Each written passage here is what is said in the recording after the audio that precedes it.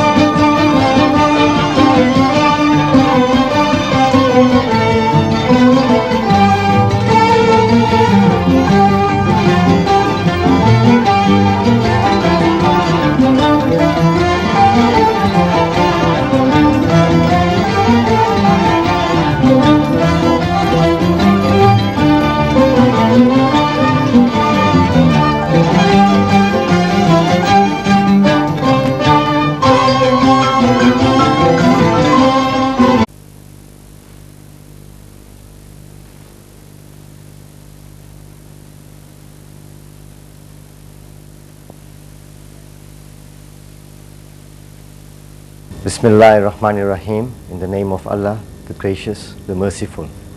I declare that there is no other object of worship but Allah, and I bear witness and testify that the Prophet Muhammad sallallahu alaihi wasallam, peace be upon him, is his final messenger. I begin by greeting you on this second weekend of Ramadan with the Islamic greeting of Assalamu alaikum. By way of introduction this morning, I would just like to say a few words before handing over to Sheikh Ahmed Deedat to conduct the classes to which you have responded here this morning. The classes that we are going to conduct, I'd just like to clarify for you so you don't have any misconception. As you are aware, most of you, I presume, are residents of Durban, with Sheikh Deedat's reputation and his lifelong work.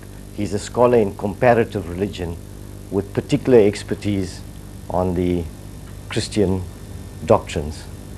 And when we speak of comparative religion, it ideally means that we are supposed to give you a comparison of the different religions, their ideologies, their beliefs, etc. The class that we have got this morning is a very specialized course, and it is not a course on comparative religion per se. That does not mean that elements of it cannot be used. The class as advertised is for a very specific purpose. The class that you are attending this morning, or the knowledge you are going to get, is for a very specific purpose, and as the advert said, to arm yourselves. To arm yourselves, because in our community that we live in, we are of late been getting numerous complaints from members of our community, members of the public, that our community, the Muslim community, the Hindu community, and even members in the black community are being harassed by the missionary activities of people knocking at the doors. There is no harm, we believe, from us putting our point of view across and listening to other points of views. But for those of you who've had the experience of having people calling at your door, you will find that it is not a case of people coming to ask and exchange ideas in a respectful way. We are actually being harassed. Now, I'd just like to find out, before I continue any further, is there anybody in this room that has not had the experience of having a missionary coming and knocking at their door, peddling their wares, trying to sell you their ideology? Is there anybody in this room who has not had that experience? So I can see from the fact that nobody's putting up their hands, you'll all know what I'm talking about. I don't think that we object. We must be very clear on this, of listening to somebody else's point of view. It's Islamic for us. But I think that we must take steps when we are being harassed at our own doorsteps. Now, the course this morning, Mr. Deedat, by way of methodology, is going to give you a little bit of a shock treatment. He's actually going to give you a sledgehammer. We don't have hours and hours and days to teach you all the ideologies of the different religions, etc., etc., because there are different forums for different things. Now, I can liken it by way of analogy to having a shock treatment when you have a heart attack. You know, when you're having treatment, if you're not well with heart, the doctor prescribes certain tablets for you. He may keep you in observation, etc. But when you have a heart attack, the surgeon on hand has to take very drastic action to get your heart going again. He'd have to sometime inject you directly in the heart, or as most of us have seen on television, they bring those electrodes and shock you back so you can get things done. So Mr. Deedat today, by way of explanation, is going to show you how you can arm yourself with the knowledge that you will get in this 2-hour session. I'm not going to ask you to sit back and enjoy a lecture, because it's not a lecture, it's going to be a working session. You all will work for 2 hours, and you all will be given methodology and methods where you could directly use it to be able to overcome this threat that comes through to our door. Now, I'm reminded of a story that took place at the time of our Prophet, when he was reputedly taking a bit of a rest under a tree, and an unbeliever went up to him, drew his sword and stuck it through to him and said, "Now, O Muhammad, who is going to save you now?" And the Prophet, without blinking, before the person knew how it happened, suddenly was able to raise the sword and turned it to the person and said, "Well, now tell me who's going to save you. Allah has saved me, who is going to save you?" So likewise, what you are going to get today is not from a Quranic point of view how to tackle certain things. The very ideology that is being brought through to your door and is being given through to you, Mr. Deedat will show you today in 2 hours, and you will be amazed at the end of this. I don't know how many of you have paid for this course. If you're not happy, you can get a refund. That's how confident I am that you will get it. He will show you how you'll be able to take this and turn it back to your advantage. So that I wanted to just clarify and explain, so that when you go away from here, you knew exactly what you've come in for, so that there is no misgivings when you've gone away saying that I thought Mr. Deedat was a scholar of comparative religion. He is, but the course that I got, I really thought it was going to be, he's going to tell us about the different religions, etc. No, it is a short, intensive, very intensive 2-hour course. There will be a little bit of homework for you after you go away for life. If you want to continue it, I urge you to continue it.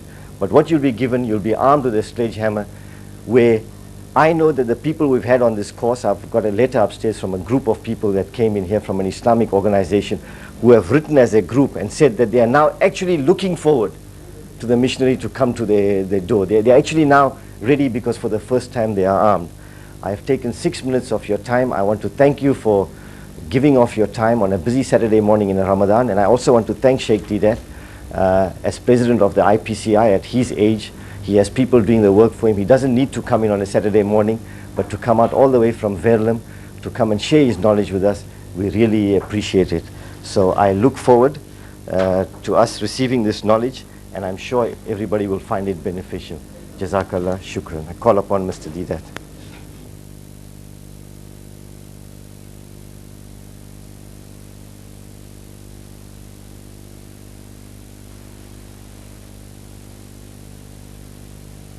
Jazakallah. A'udhu billahi minash shaitanir rajim. Bismillahir rahmanir rahim.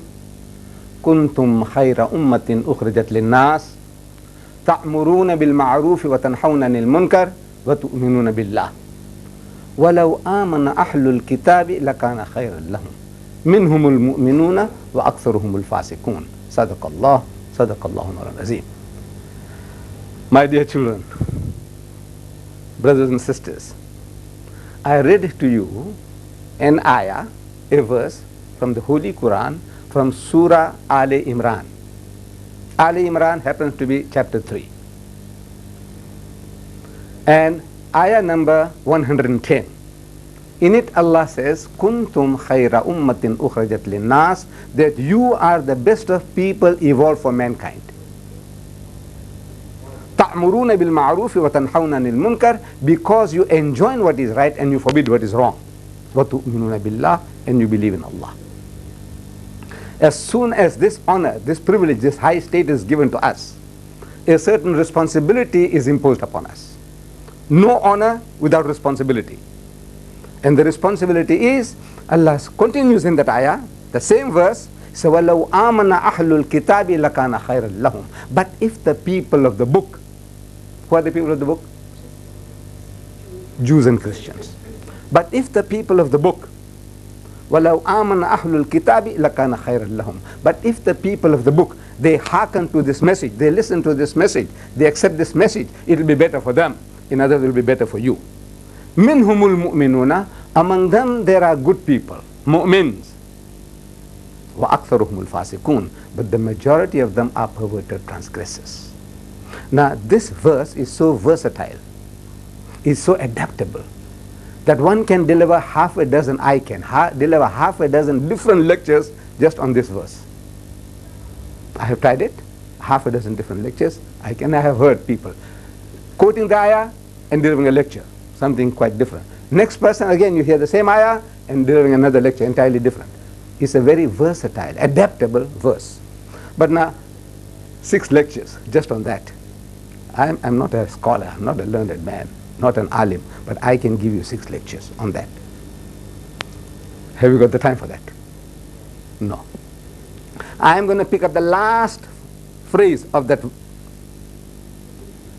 of this ayah. Minhumul mu'minuna wa aktharuhumul fasiqun. Among them, among the Jews and the Christians, there are good people, and the majority of them are perverted transgressors. The good people, if you want to deal with them, in this booklets I have given you, just open out the packet. The good people from among the Jews and the Christians, you can expound to them what the Bible says about Muhammad, read it, study it, share with them. You can expound to them, share with them Muhammad, the natural successor to Christ. You can share and expound Muhammad the greatest. These are for the goodly people, the straightforward, sincere people, the mu'min among them. But Allah says, but the majority of them are perverted transgressors. For the majority of them, I have this one book here, Combat Kit. So we are going to specialize on this fasik, perverted transgressors among the Jews and the Christians who are coming and knocking at our doors. Now, this book came about as a result of my visit to the Sudan, just around last year in June or so. I was in the Sudan. And after my lectures, every lecture is followed by questions and answers. At question time, a university student is posing the question. He said, Mr. Deedat, the Christians are coming from Britain, from America, into the Sudan, and they come and knock at our doors in Khartoum, in the capital. And we, proverbially all Arabs, the best words of welcome that in any language you can find, they say ahlan wa sahlan, family and plain. Just think you're a member of the family and be at ease. And they settle down and they pose the question. They are asking us questions. So you believe in the day of judgment? This is the latest now. You believe in the day of judgment? The Muslim says yes. We believe in the day of judgment. So after judgment is established, if you deserve heaven, you'll get it. If you deserve hell, you'll get it. You believe in that? You say, yes, yes, we believe in that. Now this heaven of yours, where will it be? Will it be here on this earth or in the skies? What does your Quran say? Whatever you say on earth, you say, show me. If you say it will be in the skies, you say, show me. And he knows for a fact that the bulk of the Muslims, 99% of us, will not be able to. We, at the back of the mind, we have some ideas. This topic didn't worry us. Wallah, it didn't worry me. I said, look, where the heaven will be, whether it's in the skies or on earth, wherever, if I deserve heaven, I'll get it. If I deserve hell, I'll get it. That I believe. But it didn't bother me to find out where. So now the person is asking me, Mr. Deedat, what is the answer? What is the answer? I said, at the back of my mind, I have my prejudices, my preformed ideas. But the guy wants to know, what does your Quran say? So when you say Quran says this, show me, and he knows you won't be able to show. Now this is his strategy of opening his Bible to you. You see, he gave you the first chance. Show me what your Quran says. Just teach me, expound to me. And he knows that you won't be able to do that. Then say, look, I will show you what my Bible says. Now you are duty bound. Out of courtesy, you are duty bound to listen to him. You are like a sitting duck now. See, because he gave you the first chance, you failed. So he said, now I'll show you what my Bible says. He's got you. So Mr. Deedat, what's the answer? So I had to confess to my audience, and I confess to you even now, that I'm a born Muslim. I'll confess to the Christian missionary. Say, look, I'm a born Muslim, 75 years old. And in the eyes of the people, I'm a very knowledgeable fellow. In eyes of the people, who come to listen to me, they say, hey, Mr. Deedat must be an alim, an allama, without the title. See, he's a great lecturer, professor. They call me, at times they call me doctor, ustaz, and all kinds of maulana. All these titles have been thrown at me. So in the eyes of the people, I'm a knowledgeable fellow. And I don't know. I'm ashamed of myself. Having confessed, I said, now we must turn the tables. So I said, I suggest to the guy, I said, look, I don't know my Quran as I ought to know, but I take it you know your Bible. And he's too arrogant to say no. He's got one under his arm. That's why he's there in your house. He wants to present the Bible to you, he wants to expound the Bible to you. He said, of course. He says, can I have a look? Ready, ready, ready. He's ready. That's what he wants. He wants you to accept his Bible. So he gives you the Bible. He said, when he gives me the Bible, I open the Bible, Genesis chapter 19, verse 30. And I give it back to him. I said, read. You read. He's going to glance at it. He's trained not to respond to your commands. You say, read, not like this, read Surah Fatiha. You say, Bismillahir Rahmanir Rahim, Alhamdulillahi Rabbil Alameen. That guy's too clever for that. When you say, read, he's going to glance. And when he glances, he smells a rat. He smells a rat there. He wants to change the subject. So I said, what's wrong? Isn't that the word of God? He said, yes. I said, I want to hear you read. And if he reads, what will he read? You open now your book, page 13, of Combat Kit, page 13. Page 13 of Combat Kit.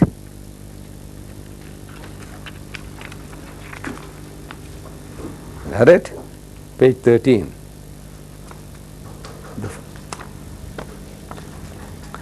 It tells you under 16, the heading is incest. Incest. Very strong word that. I don't know if you know the meaning of the word incest.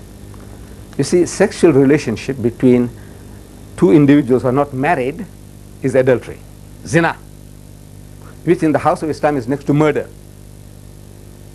Incest is worse than that. Sexual relationship between two persons who are so closely related, like between father and daughter, like between son and his mother, like between father-in-law and daughter-in-law, like between brother and sister. Shh. It is the most despicable thing. It has become endemic in America. Fathers molesting their own daughters. Here, in the Addington Hospital, in the researches they have done, is that 8% of all white children who get molested are by their own fathers, and the 4-year-old and 5-year-old and 14-year-olds. 8% of all child molestation cases that take place is between their own father, not stepfathers, and not relation, but own father. 8%. In America, it has become endemic, like an epidemic. But now we have to deal with this topic because we want to turn the tables. This is a kind of inoculation I'm giving you. This is not a pleasant topic to discuss, more especially with my sisters and my daughters here. It's not pleasant. Wallah, it's not pleasant. But it has to be done. Somebody has to dirty his hand. Somebody has to dirty his mouth. It's not pleasant. I'd rather talk about the Quran, about this, that, about this beautiful comparative religion, Says, what is Tawrat? What is Zabur? What is Injil? What is Furqan? Oh, beautiful. I love to talk that. But now, this is an inoculation I'm giving you.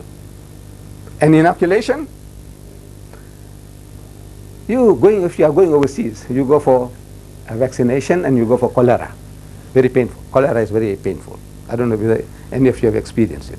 They give you a jab and it's quite painful. After a couple of days, the thing gets swollen and you might develop even a fever.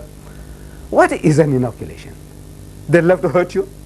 They cost you about three rands or something, or I don't know. They charge you money. Previously, they used to do it for nothing. Now they charge you 3 rands and they give you an injection and give you a sore arm. Why? They want to introduce into your system an agent of a disease, cholera, that your body, in a little amount, minute amount, so that your body might get geared up into giving battle to that bacteria, that agent. And once it has overcome, because this is a minute quantity, your body has developed those fighting mechanisms inside, that when actually the cholera germs invade your body, the body is already geared to do boxing to those germs and conquer it. That's the secret of an inoculation, the purpose behind an inoculation. Now I'm giving an inoculation. It's also painful. But this is now to immunize you against the Christian missionary. So we're dealing with the harshest, the strongest of topics. There's so much. This little booklet here can keep you busy for months. This is an index of how you're going to use this with the Bible. But now, the first item between father and daughters. Imran, read it. Read it loud, let everybody hear. A. That night both the daughters of Lot gave him, their father Lot, wine to drink, and the older daughter had intercourse with him. The next day, the older daughter said to her sister, I slept with him last night. Now let's get him drunk again tonight, and you sleep with him. Then each of us will have a child by our father.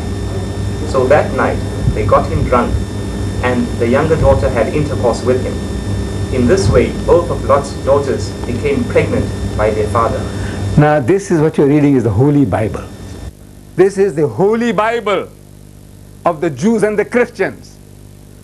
I'm asking what's holy about that?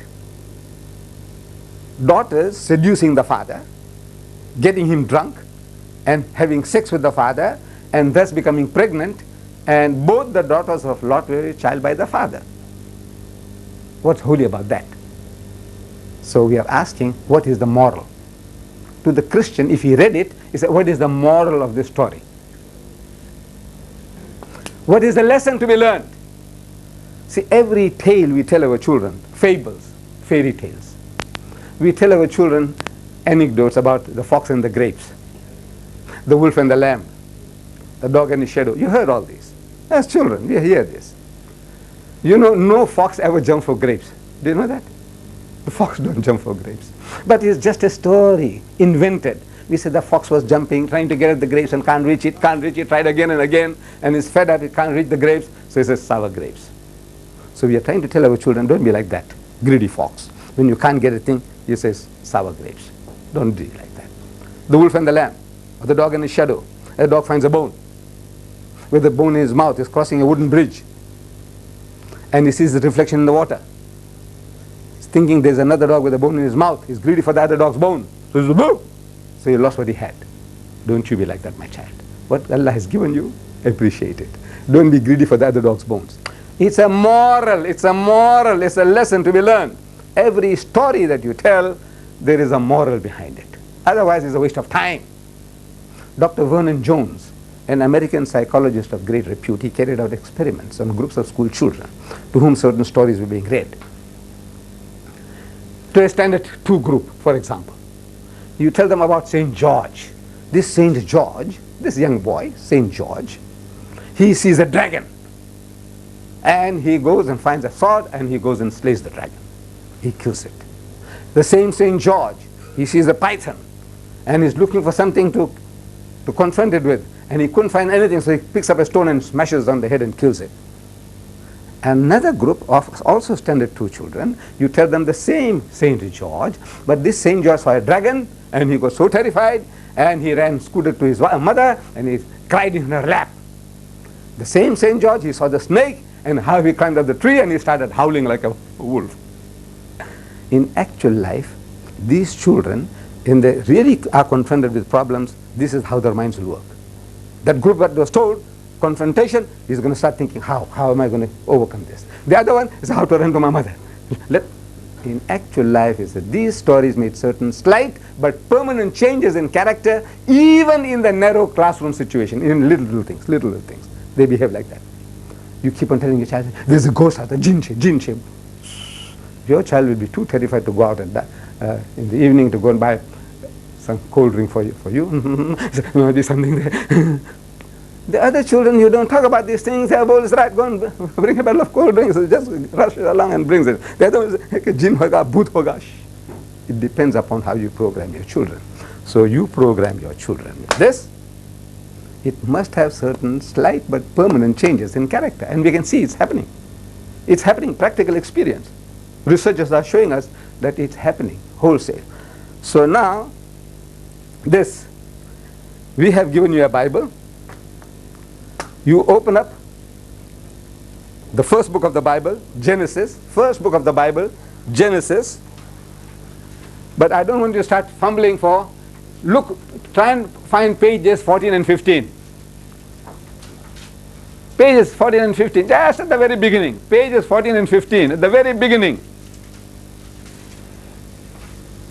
Pages 14 and 15. Can't be very far. Pages 14 and 15. 14 and 15. Found them? Everybody? 14, 15. Right now, with the red pens that are given to you. Red pens you'll find inside the tube, inside the box here. Red pen. Take them out.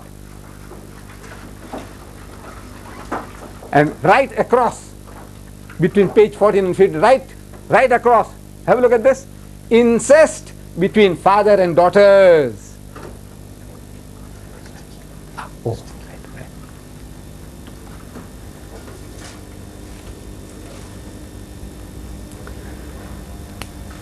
Incest between father and daughters.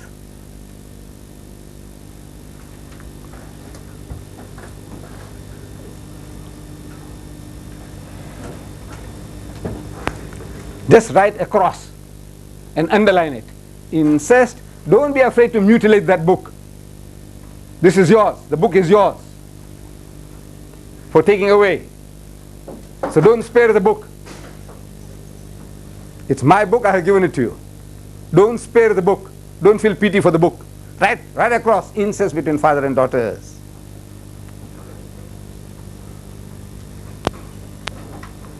Having done that, I said, you see this booklet on page 13, you write there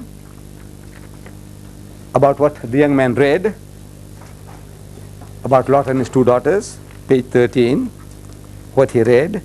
Write on the side, P14, where that reference is, about the incest between father and daughters. Write down P15,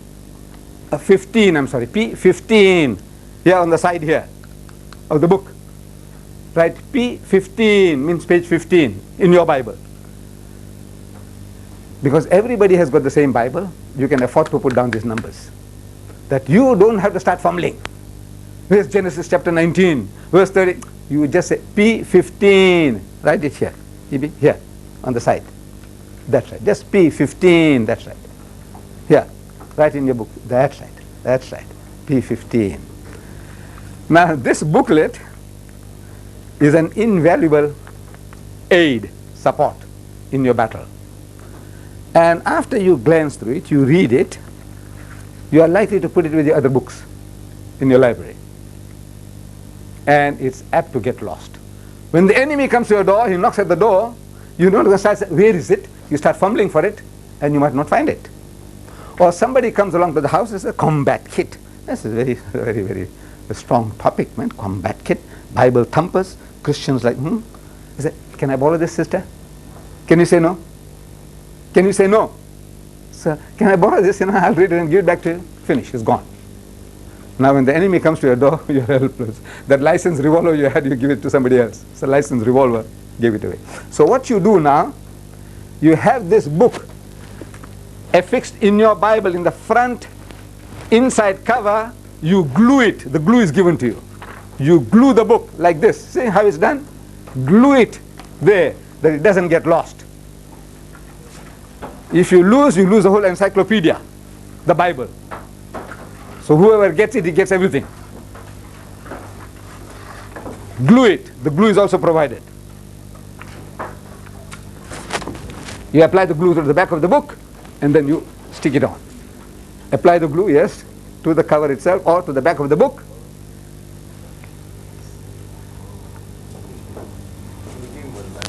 Yeah, oh, he who goes a borrowing goes a sorrowing.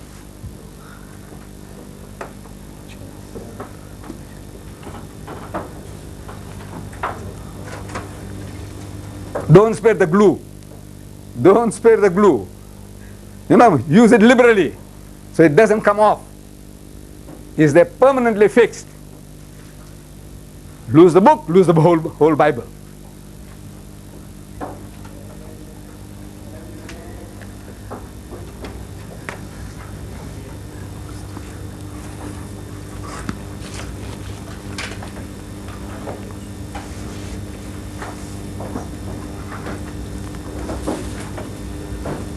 That's it. That's it. That's it.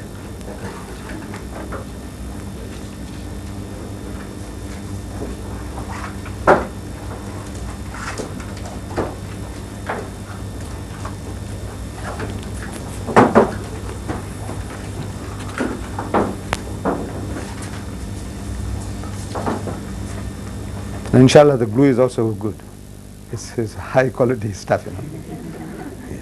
Now, on the opposite of this book, on the top, put your name and address. Make it personally your own copy. When you grow old like Ahmed Deedat, then you can say, hey, Mr. Deedat, you know, he gave us a lecture, whether you liked it or not, but this is the book that he gave us, whether you like it or not. Make it personally your own copy. Remembering this morning, Saturday the 6th of March 1993. Your name and your address.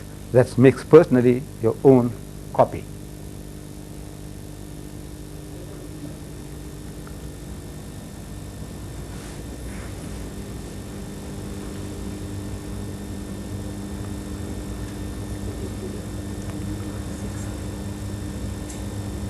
The booklets are yours to take away, as well as the Bible. The only thing you leave behind is the red pen and the tube that you leave behind for future classes.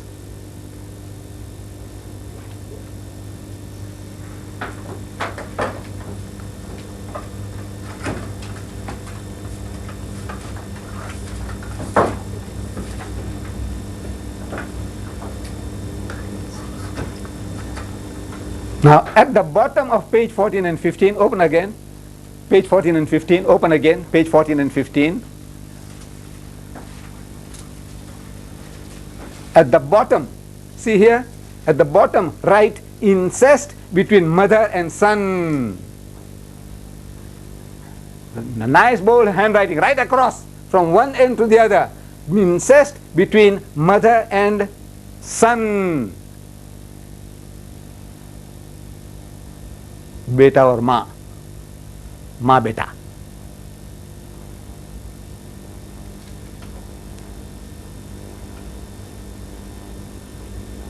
And put down P32 means page 32. P32 means page 32. So you don't have to start fumbling for chapters, 35. You're looking for 35 and you've gone into Exodus and you're looking for still 35 and you find it is not what you're looking for. P32. P32.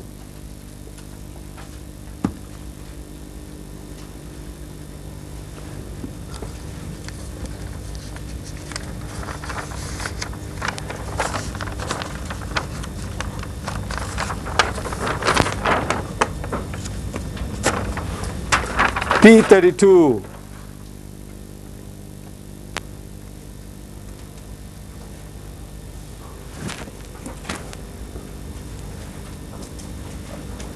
Found it?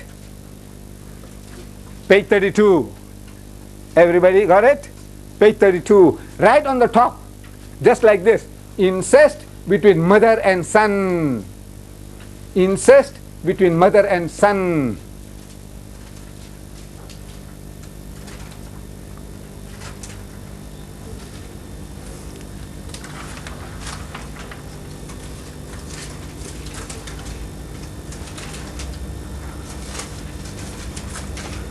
Page 32, page 32.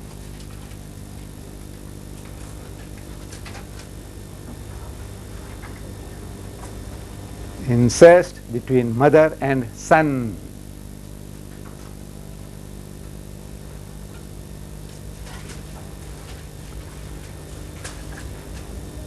And circle verse 22. On page 32 you find there verse 22. Look at this here, circle it like that. Circle it like that. Circle it. Page verse 22, circle it.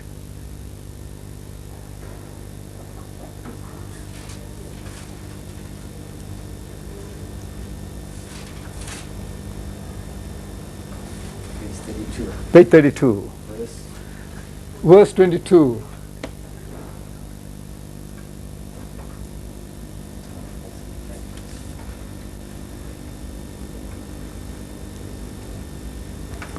Circle it. And at home when you have a highlighter, you can highlight it. You can highlight what you have written also. Make it a nice color-coded Bible. Attractive. Attractive instrument to use. Circle it.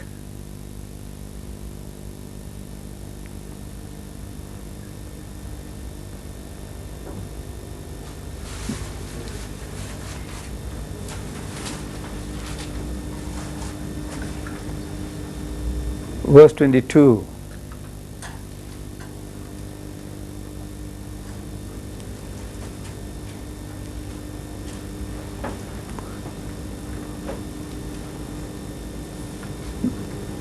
We have missed out on page 15 something. On page 15 we missed out. Go back to page 15. Go back to page 15.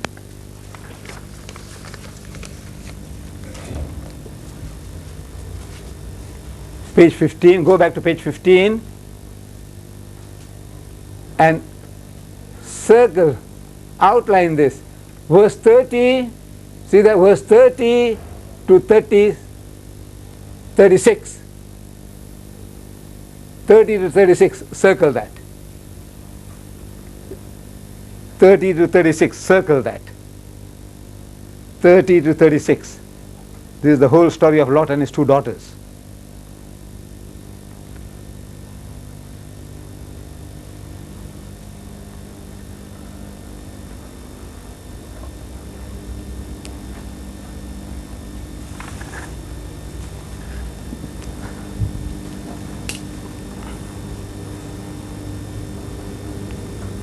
Circle that. Verse 30 to 36. And if you have a highlighter, highlight it at home. You know, make it look nice and brilliant. And underline some of those important words. Underline them. At home. And take the trouble. Find a little time, spare time. Just go over the whole chapter. At home. So you have the whole mental picture of what is going on. What is going on. As we have a mental picture of those verses. So guys, what's the context? Is the context itself that the father and the daughters are in a cave. Hazrat Lut alayhi salam. And in the cave the eldest daughter has an idea, brainwave, that look, our father is old. And there's not another man on earth who can come in unto us in the manner of all the earth, means what human beings do. There's not another guy to do it to us. So come, let us make our father drink wine and we will lie with him. This is this Bible language. The modern version says, and have intercourse with him. See, we have quoted that. The one that was read was from the New Modern Translation. They call a spade a spade. Here, they're using flowery language. We will lie with him, maybe to make him warm, that we may preserve the seed of our father, preserve the seed of our father. Baap ka beej bachayenge, to have child by our father. Have to preserve the seed of our father. So the eldest daughter does it. Then the next night she tells the youngest, look, I did it last night, you go and do this tonight also. So they make the father drink once more, get him drunk, and the younger daughter goes and sleeps with the father. And thus, just like that, both the daughters of Lot were with child by the father. Incest, children of incest. And they are a blessed people in the Bible. The children of Lot, through his daughters, are a blessed people. When the Jews went out into into Palestine, out of Egypt, they were commanded by God to kill the Palestinians, men, women, and children. Nothing was to be spared, not even sucklings, little babies in the mother's arms. Kill them all. Nothing that breathes must live. Even donkeys were not spared. So, but the Ammonites and the Moabites thou shalt not touch. Don't disturb them. Don't harass them, because they are the children of Lot through his daughters. Father and daughters having sex, producing bastard children, they are blessed in the Bible. So what's the moral? The Palestinians kill them. Even sucklings are not to be spared. But the Ammonites and the Moabites, each daughter had an Ammon and Moab. They became the Ammonites and the Moabite, two tribes. And these tribes are not to be touched. Don't disturb them, because they are the children of Lot through his daughters. What's the moral? What's the moral? If there's no moral, it's immoral. If there's no moral behind a story, then it's immoral. It's a waste of time and filth and dirt in a book of God, pornography. When I was young, I was looking for the Arabian Nights and the unexpurgated edition. I read it. I didn't know for 2 and 6. This Bible was available for 2 and 6. I could have got all that, and I could have, with prestigious, I'm reading the Bible. I'll be reading all the pornography that is in here. All the pornography. George Bernard Shaw, the British playwright, he said the most dangerous book on earth, keep it under lock and key. This book is not to be allowed to get into the hands of your children, but they want to push it down your throat. They come into your house, they want to push it down your throat, because you don't know, and they're catching fish. The Christians are catching fish with this. They have perverted. I think let them. Best thing is next Saturday for them, because you can never catch up. You can never catch up. Next Saturday, 10 o'clock, but be a little before 10, because you can never catch up. Am I right? You can never catch up now. You have to wait for 2 persons. No, it's not fair. It's not fair to anybody. So George Bernard Shaw is the most dangerous book on earth. Keep it under lock and key.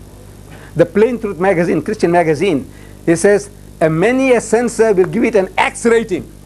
It's not fit for children. And you'll see why as we proceed. This is father and daughters, then son and his mother.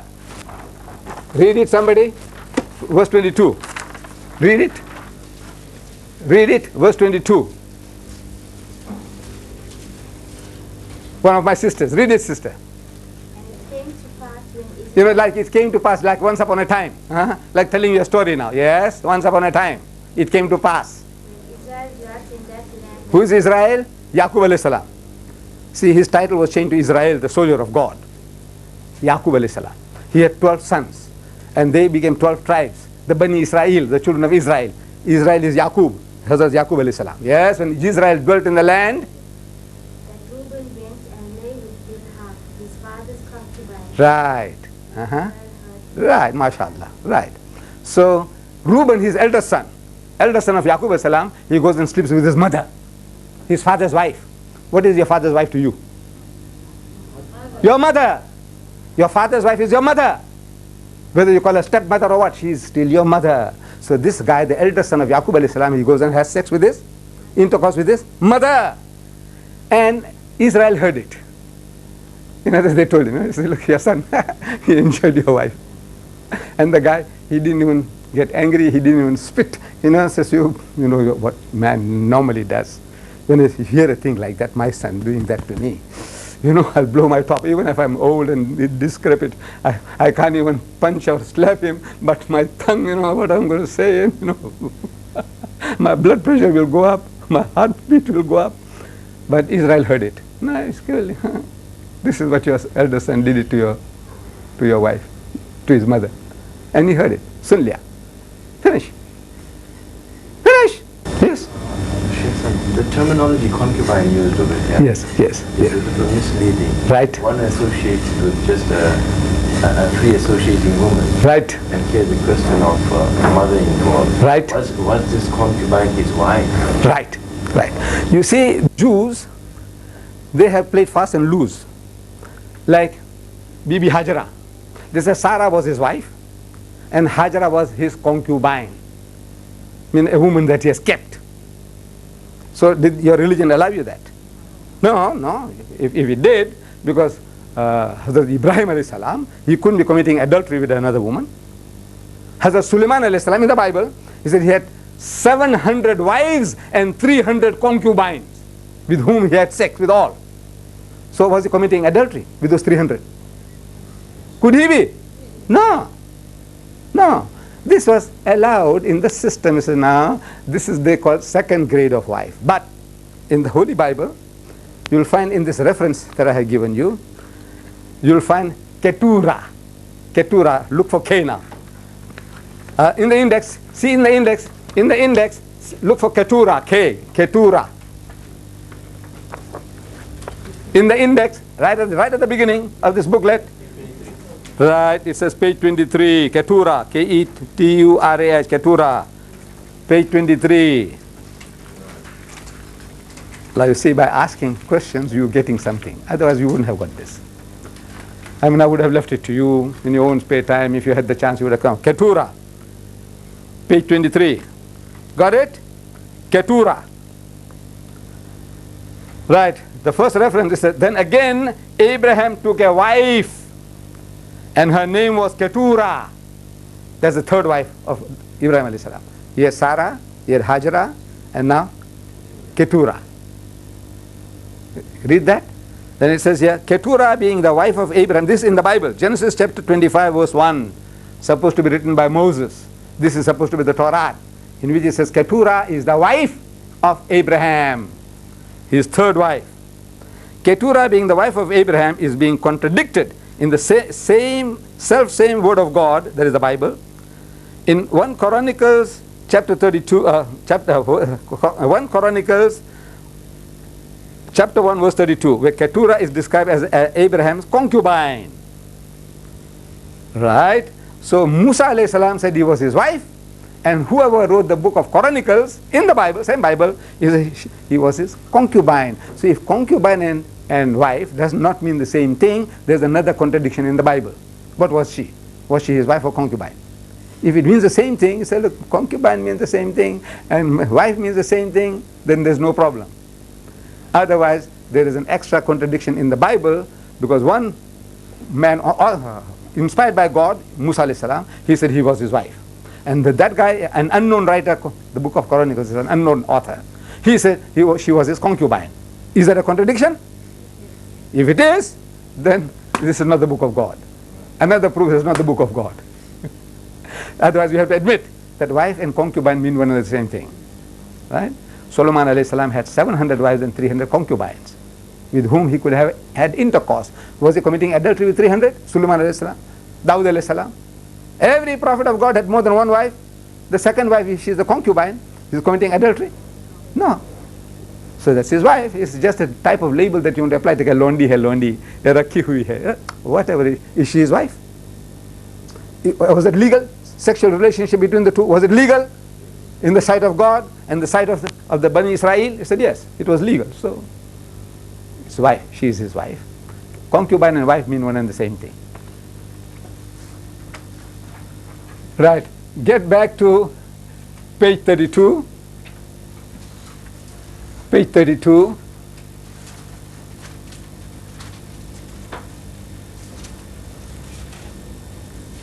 Back to page 32 in your Bible. And at the bottom right, in bold handwriting, right through across those 2 pages, incest between father-in-law and daughter-in-law. Incest between this is a specialized book on incest. If you want to know the types and types of incest that exist, you'll find it in the Holy Bible. And they say Muhammad copied the Quran from the Bible. There's not one of these things I find in the Quran. Incest between father-in-law and daughter-in-law. Right, in big writing across. Father-in-law and daughter-in-law, right at the bottom. Incest between father-in-law and daughter-in-law.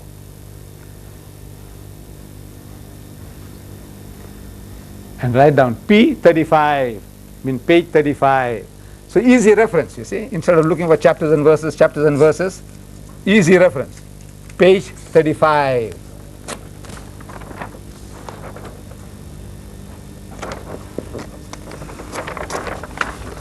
Page 35.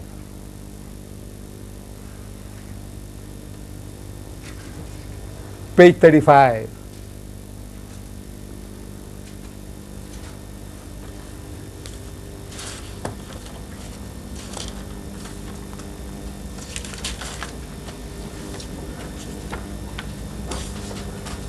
Page 35.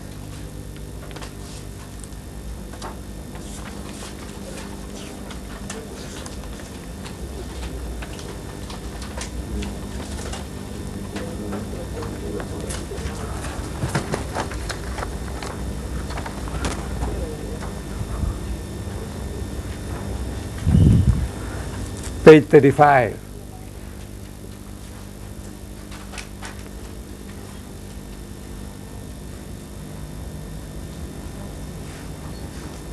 Page 35 and verse 15.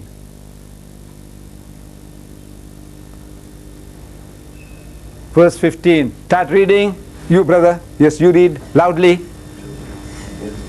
Verse 15 on page 35.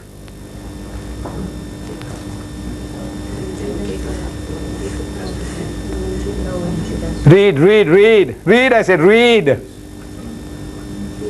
Verse 15, page 35, man, please. You can't find page 35. How are you going to give battle to the Nasara?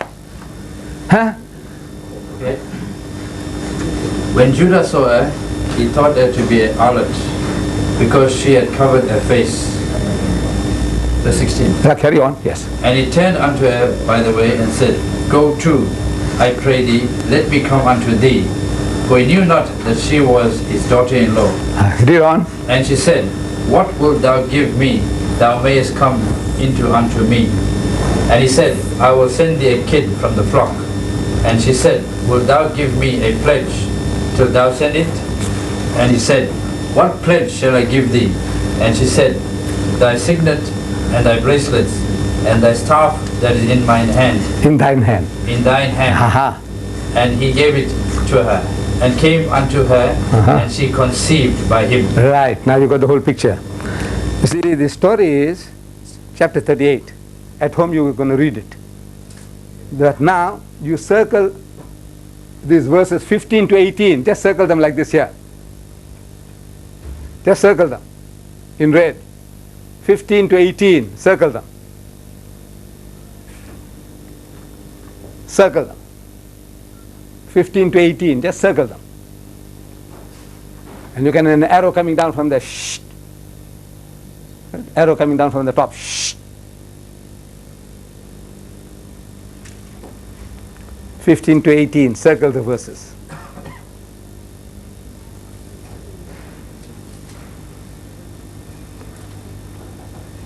And she conceived. Father-in-law and daughter-in-law now. They have sex by the roadside. And she conceived, means she became pregnant.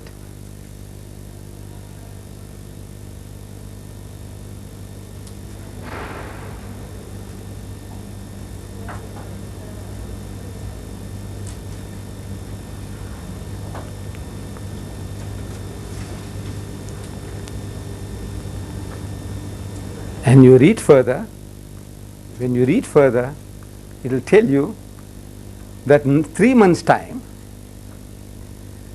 naturally, if a woman is pregnant, it becomes apparent, 3 months' time. And she's carrying twins, is more apparent, carrying 2. So the abdomen will be double the size. So the old man gets the news. Now the story is chapter 38. You must read the whole chapter. Very interesting. You don't have to look for Arabian Nights, the unexpurgated edition. You have it in your house now. The Arabian Nights. You read it, read it. It's nice to know in this book of God, the holy book, what's holy about that. So it starts, chapter 38 starts, that Judah, the father of the Jewish race, from whom we get the word Judaism, Judea, Huda. Judah is Huda, Yahudi, all the words come from this word Judah, one of the sons of Yaqub alayhi salam. He had 3 sons, Onan and Shelah. That's what you will read in chapter 38. And was big enough to get married, so the old man gets her daughter-in-law by the name of Tamar. But something does, the Bible doesn't say what, which God didn't like, so God killed him. So what's the lesson? You do anything that God doesn't like, he can punish you, he can destroy you. That's a moral. Then the old man, according to Jewish custom, he said, look, if one brother dies, leaves no offspring, then his name will perish. No more. That name, Deedat, is no more. So now the second brother takes his widow to wife. He has sex with her, doesn't get married, no nikah ceremony performed, but as a duty, religious duty. So he tells his second son, Onan, he says, you go in unto your brother's wife and beget child by her, so the name of the deceased can carry on. Uska naam mit nahi jaave. His name does not perish. Otherwise, no more that Er's name will be finished from this earth. No more children left. So according to that, Onan, he goes unto his brother's wife. And at the most critical juncture, he spills his seed on the ground. So God kills him also. It's called onanism. In the dictionary, Oxford Dictionary, you'll find the word onanism. Technically, it's called coitus interruptus. But God kills him also. Why? Because he was supposed to do a certain job of work, which he didn't do.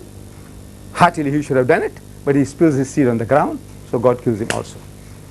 So now the old man tells his daughter-in-law, he said, look, you go and stay at your father's house until the third fellow is grown. And when he's big enough, I will call you, so he can perform his duty. But the old man, conveniently, he forgot. Conveniently, it suited him, because he had lost 2 sons, account of this witch. This woman is a witch. You know, old people, this is a witch. Do bera beta ko khage. He had 2 of my sons, this woman here. So he says, the third fellow might also go, same way. So conveniently he forgot, and the third fellow is grown up and he gets him married. And that woman is grating. So she wants to take revenge on this father-in-law of mine. So she gets the news that her father-in-law was going to Timnat, don't worry about the name, to shear his sheep. So she says, right, I'll fix up the old man, the rascal. Yeah? So she goes and sits by the roadside, on the road, to Timnat, and the old man is game. He sees this woman sitting by the roadside, say, allow me to come in unto thee. Let me have sex with you. So she said, what will you give me? He said, I'll give you a goat kid. He said, what guarantees that I will give it? You have sex, you enjoy yourself, and you go away, and you might not send the goat kid. What guarantee is there? So what guarantee do you want? He said, your signet, your ring, and your bracelet. They used to wear bangles those days. And your bangle, and your star, Asa, of Musa alayhi salam. So the old man gave it to her, and he had sex with his daughter-in-law, and she became pregnant straight away. The 2 sons failed. This old man, 1 hit, twins, 2 at a time. And 3 months' time, he gets the news that your daughter-in-law has played the harlot. She's a whore, she's a bitch. You know, she's carrying a baby by whoredom. She says, bring her, we'll burn her, the bitch. The old man can confront her. With the servant, she sends these things. She says, please go and ask my father-in-law, I beg you to find out from me to whom these things belong, because the guy who's this ring and this bracelet and the staff, he is the guy responsible for my condition. So please find out who can that person be. So the old man says, this is mine, man. She's better than me. And the Bible says he had no more intercourse with her, only 1 intercourse he had. Now 9 months have gone, and the nurse is waiting because they are twins. And the Jews are very jealous to find out which one came out first. Because if they are identical twins, and once they are both out, and if they get mixed up, you can be doing injustice. Because the firstborn, the first one who sees the light of day, gets all the inheritance. Not like in Islam, everybody gets equal. No. The first one gets everything. So now you can be doing injustice if they are identical twins. Which one came out first? So she's waiting. And the first one puts out his hand from his mother's womb. So quickly she puts the scarlet thread, ties him up. And it's too sensitive, so the guy pulls it back inside. Then the other one comes out. So she calls his name Fares. Fares in Hebrew means the guy who breaks the queue, who pushes others aside. Because it was the other guy's turn. He had put his hand out first. I am first. But the other one now came out. So you broke the queue. So her name is Fares. Then came out his brother with the scarlet thread. So they call him Zara. Zara in Hebrew means red because he had the scarlet thread. And these Fares and Zara are the great-grandfathers of your God Jesus Christ. According to your Gospels of Matthew in the genealogy, these are the great-grandfathers of your God Jesus. Children of incest are the great-grandfathers of your God Jesus Christ. In the Gospel of St. Matthew, chapter 1, verse 1, it says, and this is the genealogy of Jesus Christ, the son of Abraham, the son of David. And Abraham begat Isaac, and Isaac begat Jacob, and Jacob begat Judas and his brethren, and Judas begat Phares and Zara of Tamar, father-in-law and daughter-in-law, produces two bastard children. They are the great-grandfathers of your God Jesus. What's the moral of that? What's the moral of that? Huh? That's the most immoral thing, man. You know, your God, will we be happy? You tell him, you say, you know, your great-grandfather.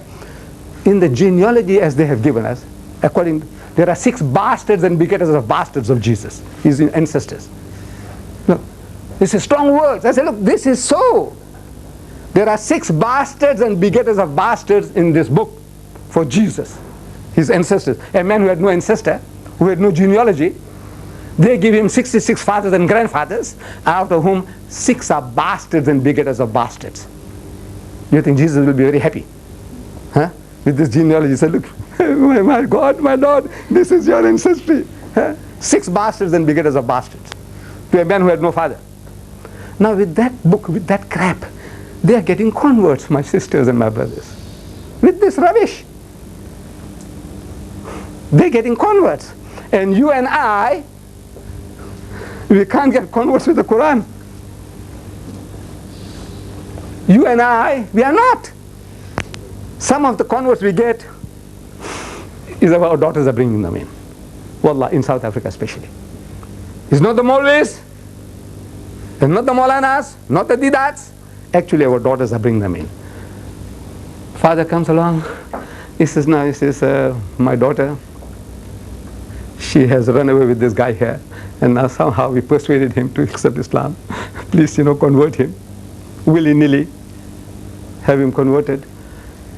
Nose is cut, naak cut gaya. My daughter ran away, carrying his baby. Now, with Mr. Mudli, naam ka Musalman bana do, even by name. We can call him Mr. Muhammad Mudli, my son-in-law, Mr. Muhammad Mudli, or Mr. Dawood Governor. You know, the nose is cut, now plastic surgery. Who's doing the conversions? Our daughters. And that's a fact, not men. Not the Tablighi Jamaat. The men are doing nothing. Is our daughters are doing the job. What a disgraceful, what a shameful thing to confess, to admit that is our daughters are doing the job. The men are emasculated, castrated. The men are castrated. You do nothing. It's your daughters are doing the job. With this rubbish, with that crap, that guy is getting converts. In Pakistan, he says it's perverted more Pakistanis into Christianity since independence than in the previous 100 years of British rule. They have converted more Bangladeshis into Christianity since independence than in the previous 100 years of British rule. Indonesia, they said 25% of Indonesia is already converted to Christianity. And by the turn of the century, they want to make Indonesia a Christian nation. And there are every signs they'll succeed. At the beginning of the century, Africa was 3% Christian. Today, there are 40% Christians in Africa. 40! From 3 to 40. And by the turn of this century, they're going to make Africa a Christian continent. And there are every signs they'll succeed. Reason. How is it that you're not getting converts? And that other guy is getting converts? What's the reason? Come, my children. Tell me. What's the reason? We are not armed. No. You're not opening your mouth. You got to talk. Any bloody rubbish you can sell. If you keep hamare beer bahut meethe, you know that boar, very sweet, very a bloody sourest thing, but you say bahut meethe, some fool will buy. You keep on saying, guys caught me with leeches this season. I said it's very green. It was towards the tail end of the season. He said, but sir, it was growing under shade. So I said, taste it, taste it. It was not fasting month. Taste it. So now with that conviction, taste it, man, taste it. I said, it's okay, give me 2 bunches. I went to sour like anything. The guy caught me. Taste it. That conviction. Taste it, man. Uncle, taste it free. I said, okay. How much? This is it. You sell. The Christian is selling. He's knocking at your door. We, not in our neighbors, our fellow workers, we don't talk at all. We mind our own business. And the best of us will tell us, Hamara ठिकाना nahi hai. We are not perfect. I'm asking, when will you be perfect? Look at, there's 3 there out of 4. They got beards. And everybody's got a small goatee, like me. So they said, look at me, make it standard size, man. Huh? But you're wearing this Nasara clothes, very nice jubba. Be a real Islamic fellow. You have done so much, Mr. Deedat, so much. Busy, busy, busy. Wallah. They're keeping us busy. In the masjids, wars, salami or no salami, war. Dua, to read loudly or silently, war. To lift up the hand or not, war.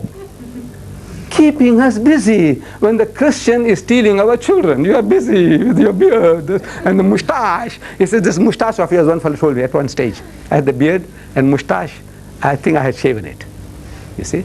So I asked him, you have shaven your moustache? I said, yes. He said, you see, our Nabi said, you must trim your moustache. You can't trim with a razor blade. You see, you must trim it. At least, I had the beard, so not good enough. Your moustache you had shaved. You see, you must trim it. That means still some little crop must be visible. That is there. Not cleaned up like a lady's. Busy, busy, busy. Well, the Christian is stealing our children. He says, my brothers and sisters, arm yourself, man. Arm yourself. Now, get back to page 13. Get back to page 13 in your book, Combat Kit. Page 13 of Combat Kit. Page 13 of Combat Kit. Dictionary. Right. Dictionary. Page 13. The first item A, we had marked it page 15, right? P15. The second item B, mark it page 32, was it? Mark it P32 there in your combat kit. Mark it there, you see, P32.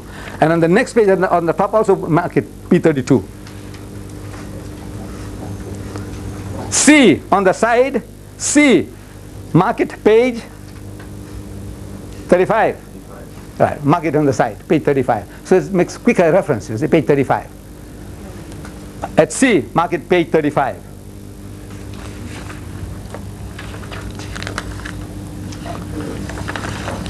At D, mark it 288. Mark it 288 at D. And you'll find that the reference is not given there at the bottom. Raped her. You see, you got the word raped her. The reference is not given. So you write it there at the bottom, of D, bottom of D, and raped her. You mark it, write it there 2 SAMUEL, Samuel, 2 Samuel, 13, 5 to 14. You write this down at the bottom because the printer had missed it out.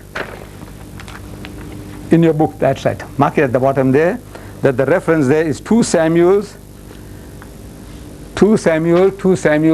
chapter 13, verses 5 to 14.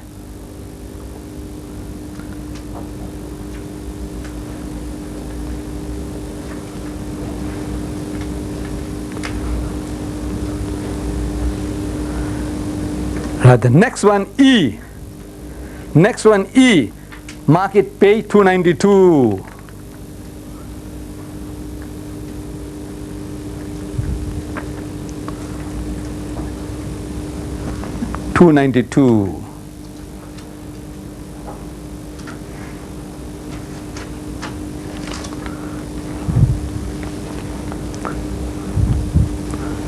Page 15 of our combat kit. D. Somebody will read D for me, brother. You read D loudly. D. He took hold of her. Tama, his sister, not to be confused with Tama, in sea above, and said unto her, "Come lie with me, have sex with me, my sister." And she answered him, "Nay, my brother, come on." Amnon is the name, One of the sons of David, the man after God's own heart. Do not force me. That's what she said, But he would not listen to her. And since he was stronger than she was, he overpowered her and raped her. His sister. His sister. One of the sons of Daud alayhi salam. He goes and rapes his sister. It's worth reading all those verses. 2 Samuel chapter 13, 5 to 14. Read it in your spare time and circle it at home. You see? How the brother seduces his sister and what pretenses, how he's showing you, giving you ideas. That guy, he loves his sister. So his friend gives him advice. He says, what you do, you feign sickness. Pretend that you're sick, you're not well. So when your father comes visiting you, he says, what's wrong, my son? Amnon. He said, Daddy, he says, I'm not too well. But I love to eat that samosa that my sister makes, the cookies. My sister Tamar. I love it from her hands. I like to see her baking it in front of my eyes and then feeding me. Well, the father says, well, my son is sick. He's feigning sickness. So he tells his daughter Tamar, says, look, my darling, go. Make that samosa, special samosas for your brother, the meat pies that you usually make, those nice ones. So she makes it and she brings it. So the sick brother, he said, all the male workers in the house, get out. So she is left alone with him. So he closes the door and he rapes his sister. Brother raping sister is there in the book of God. Then you go further on, page 292, write down the E, say E, mark it there, page 292, at E, on page 15, E, mark it there on the side, page 292.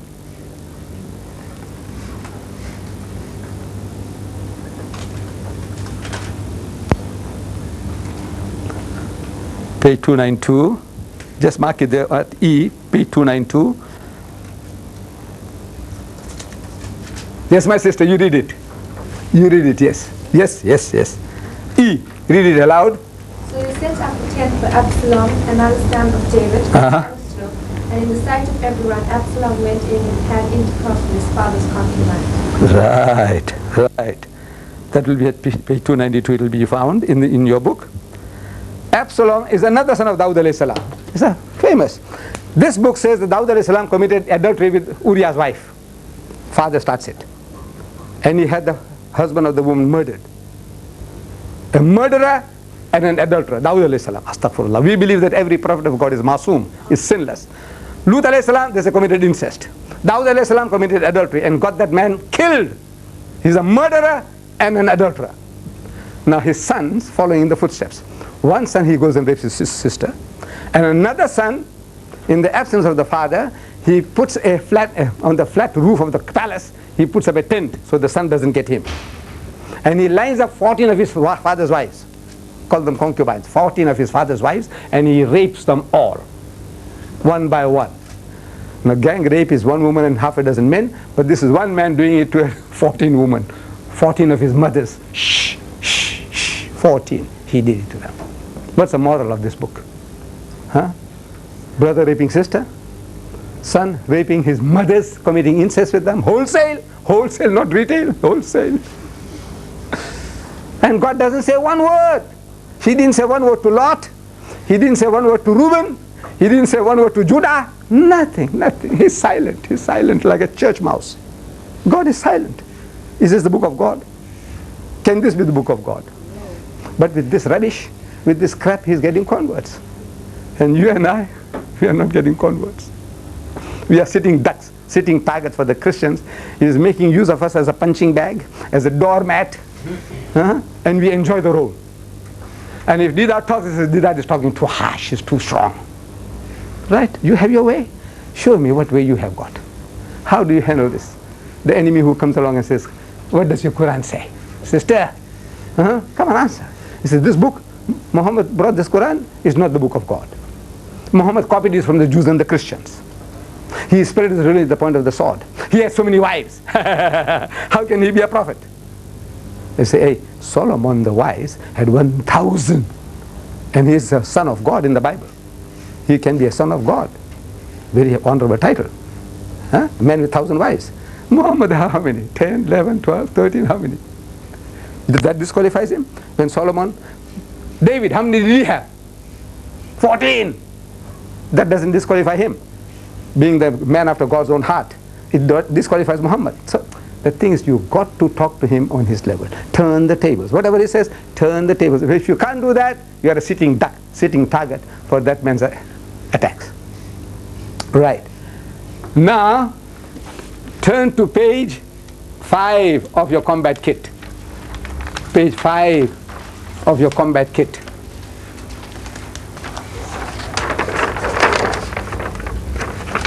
Page 5 of your combat kit. By the way, while we were talking, my assistant had the foresight to go and look up in the dictionary the word concubine. And this is what he found. Concubine is a noun, number first meaning in polygamous societies, a secondary wife. 2, a woman who cohabits with a man, especially formerly the mistress of a king, nobleman, etc. C, concubina, to lie together, concubinage, concubine. No, it means the same thing. That's a man. According to your system, we are allowed up to 4 wives. Right? So the guy will say that one is a reputed wife of yours and the others are concubines. But in the sight of Allah and the sight of society, if you legally marry those women, they are your wives. But the law says, no, they are not your wives. You can only have one wife by law. All these others are your concubines. Call it what you like, but the fact is that she is your wife if you are legally married. Right, so page 5, at A, you take up an arrow and put down page 143-44. From a talking ass, a talking donkey in the book of God, a donkey that talks. See, a talking donkey, a talking ass. Take up an arrow from A, take it up like this here, and put on page 143-4. 143 and 4, you'll find a talking donkey in the Bible, a donkey that talks. It argues with his master. What are you hitting me for? The donkey says, I was working for you for so long, so understand why you hit me. Talking donkey. Got it? Pages 143-44 in your Bibles. If you have another Bible, you'll have to check up the reference and then put the reference. But all the Bibles that you have is this pages here. They're already provided for you. You don't have to start fumbling for chapters and verses. The second item, B, circle it. Circle it like this. Look at this. Circle it. 4-footed fowls. 4-footed fowls. Circle it. And have an arrow going up. Have an arrow going up and say page 98. A chicken with 4 legs. In the book of God. God inspired it. His chickens, some of them had 4 legs. Chicken with 4 legs. 4-footed fowls. Have you seen one? Have you heard of one? A chicken with 4 legs. It must be a cow.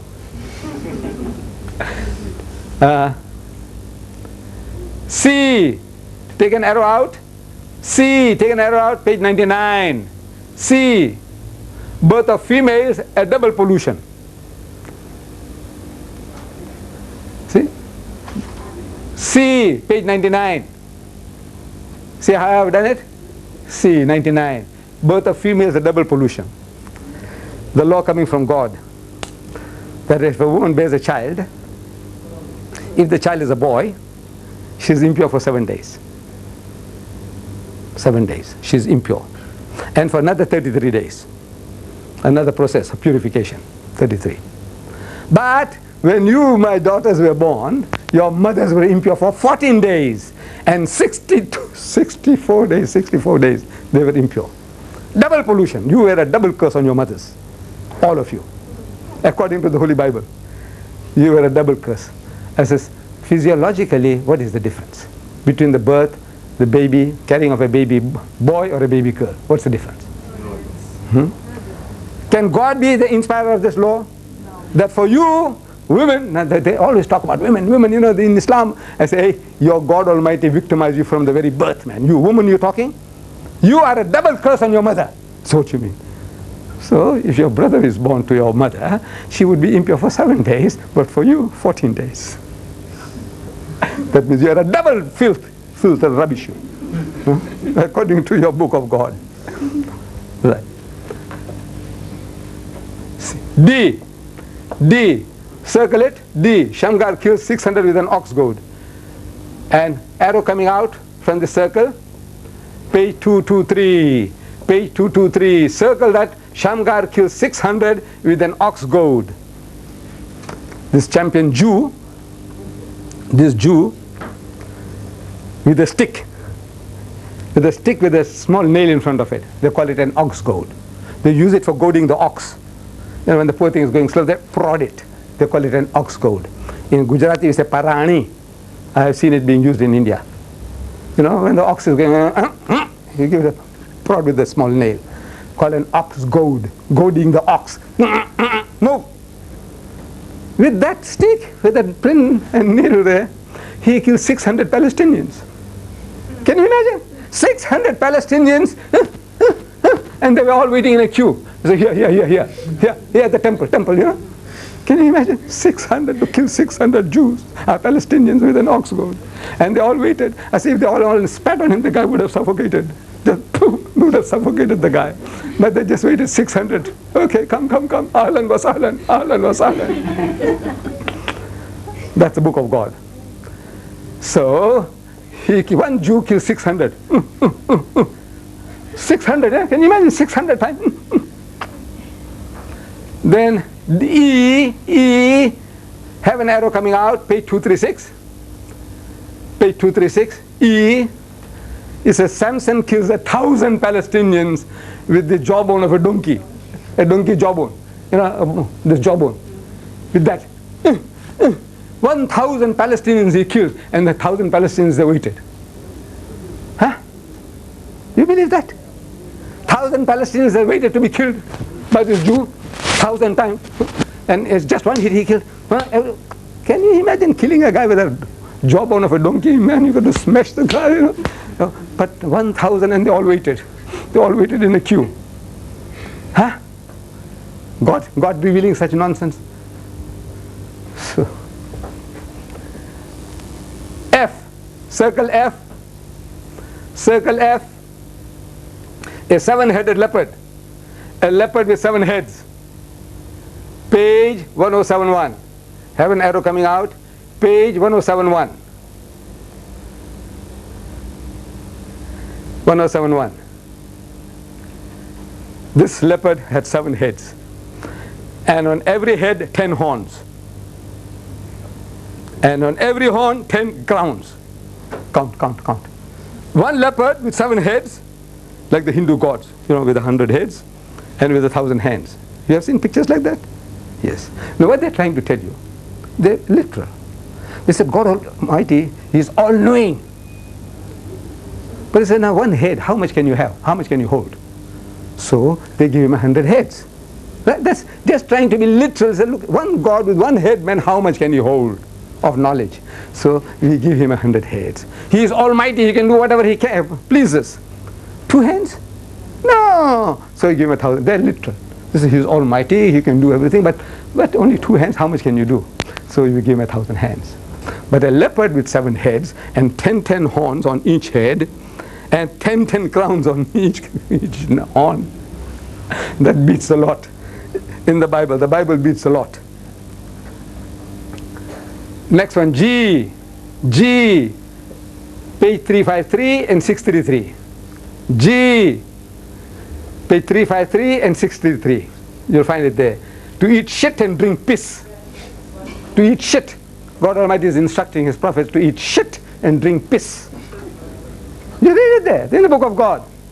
Eating shit They call it human dung. See? There's no such thing as human dung, human excreta, shit. But they want to use it, make it sound nice, so cow dung. You know cow dung? So it's not as smelly as human dung. So this is human dung. So it sounds like less smelly. Next one. H. Circle it. Page 813. H. Circle it. Dung on your faces, shit on your faces. Plaster you with shit on your faces. In the book of God, God is talking. Plastering you with shit on your faces. Lapede tamaro monapo shit on your faces. Plaster you with shit. This is God's law. I, to eat cake with shit. Page 716. Fresh, the Bible says it must be fresh, that come out in your sight. You must see that shit coming out, and fresh shit, and you make barley bread with that, mix with that with barley bread, and you eat it, telling his prophet. So the prophet says, his cries to God, oh my Lord, in my life I never had any filthy, dirty thing like this. So all right, now man, instead of human dung, make it cow dung.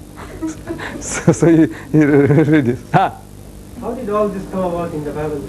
That's what you have to ask the Christian. How does this all come about? In the book of God. Do you have to ask him?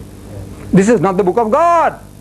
All the bloody rubbish things that they've written, they put it into a book, a volume, and they call it the Holy Bible. And they push it down your throat, and you allow it.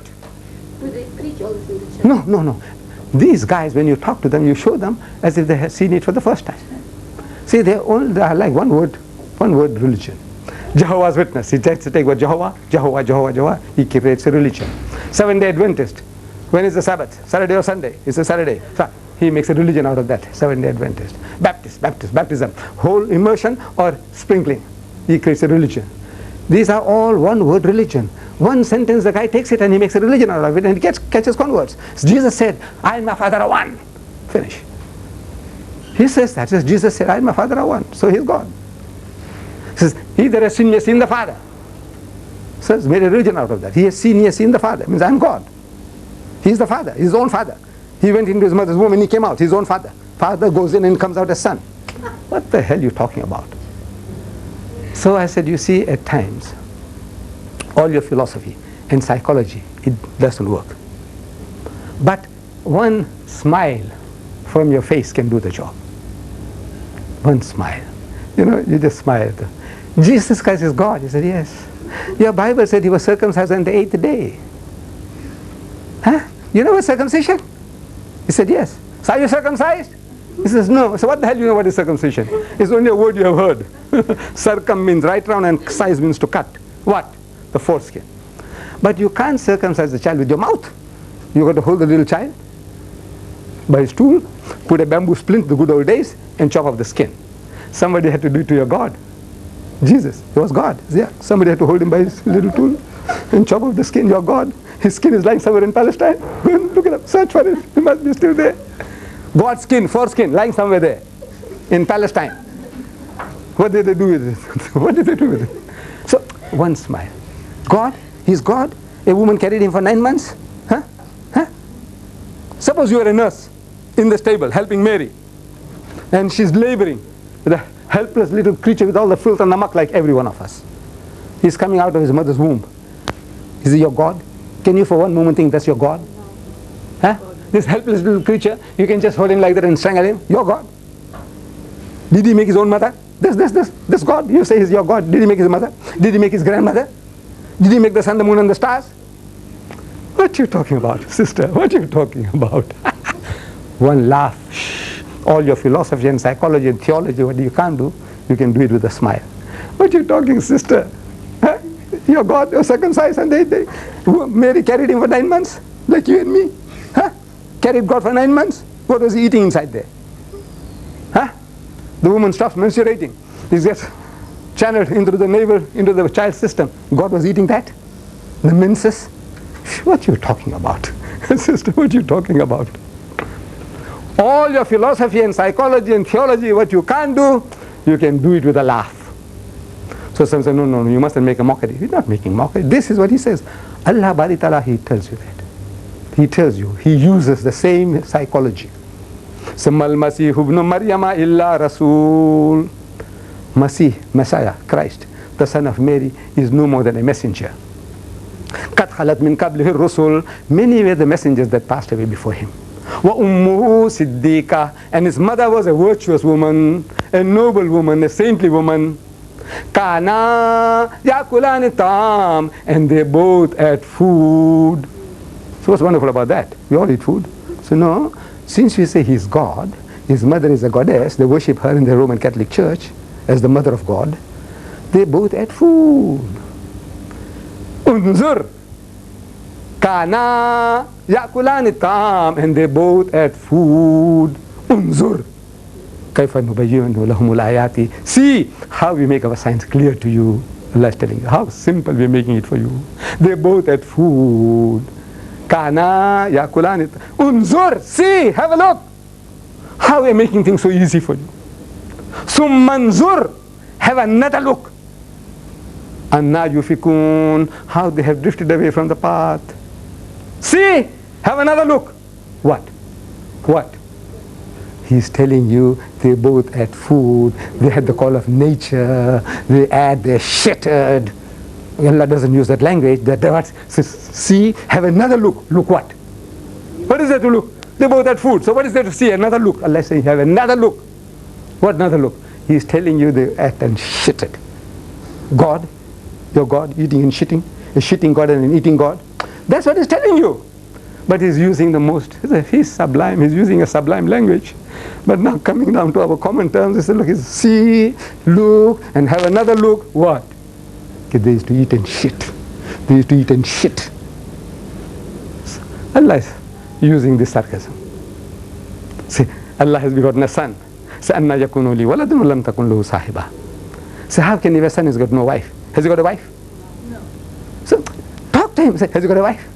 He says no. Then how can he have a son? Huh? You have a son without having a wife? Maybe a bastard child of yours. Not your child. Come on, man. So this is the system Allah gives you in the Quran. Argue and reason with them. But you are too saintly. So saintly that the guy is making a mess of you. Left, right and center. You have to come down to earth sometimes. Come down to his level. And give him below the belt. He's giving you below the belt. Right. Do I ever question them Huh? in the churches?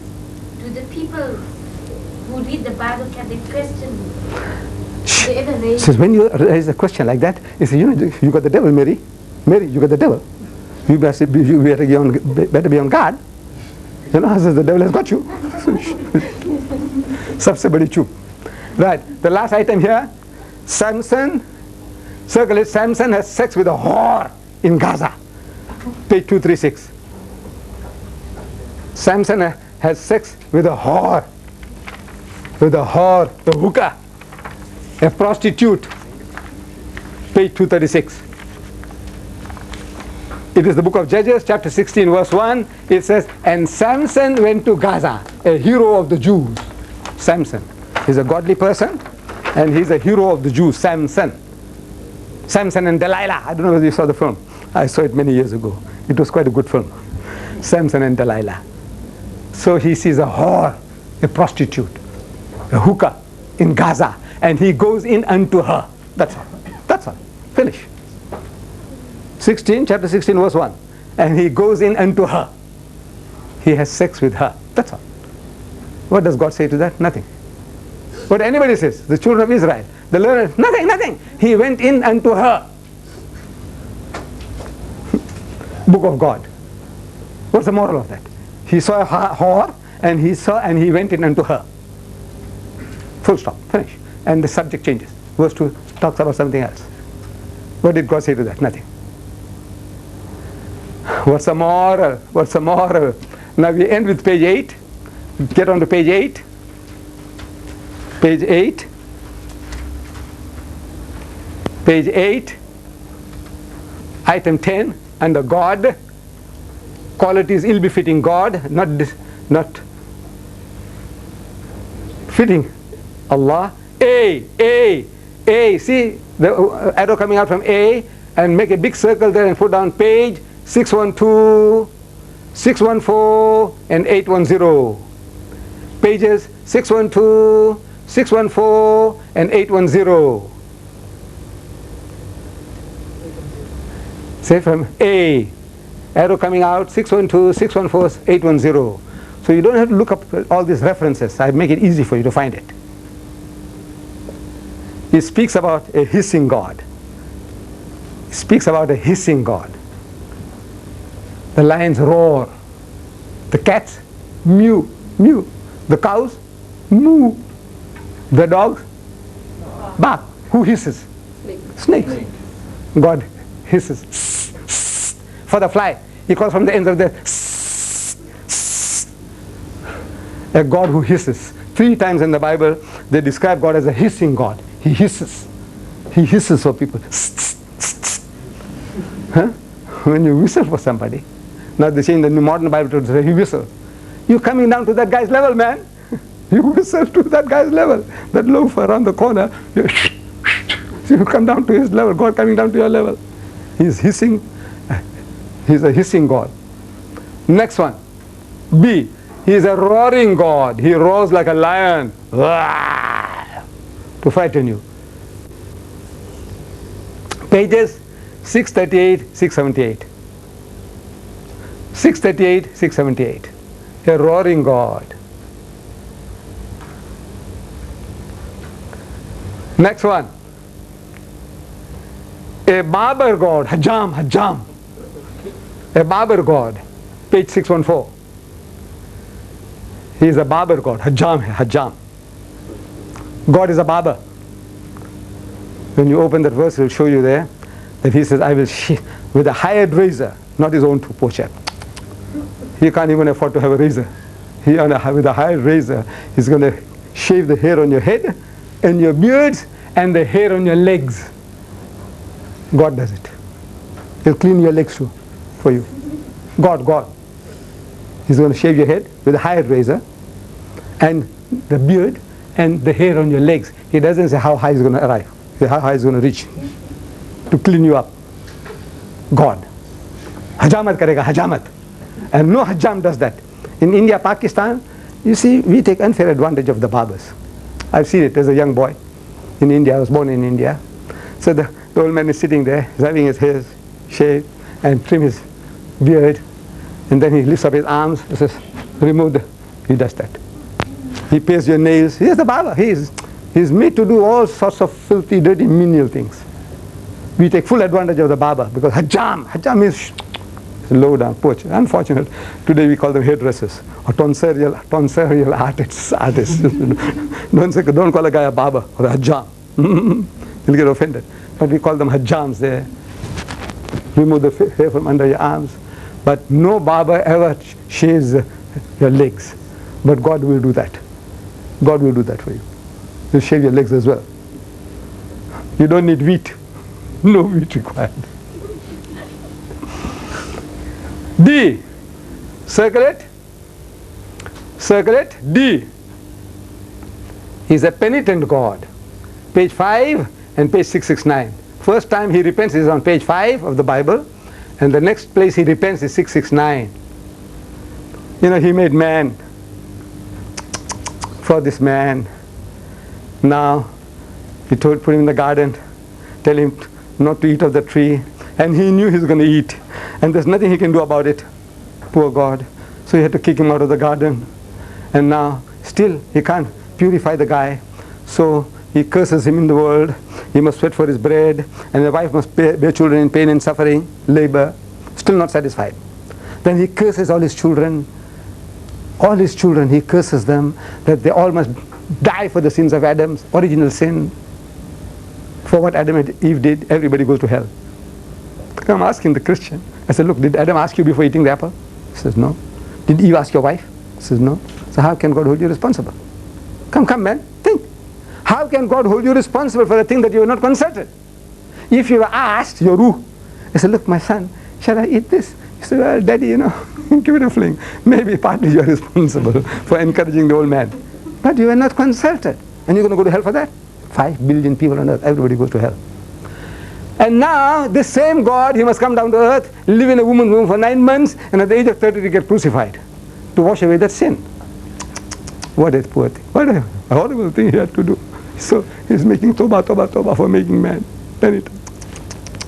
Astaghfirullah, man, what did I do making this bloody monster, Frankenstein monster for you? Now I have to go and live in a woman's womb for 9 months and come out through the same filthy hole, get circumcised, and now at the age of 33 go and get crucified. God got crucified.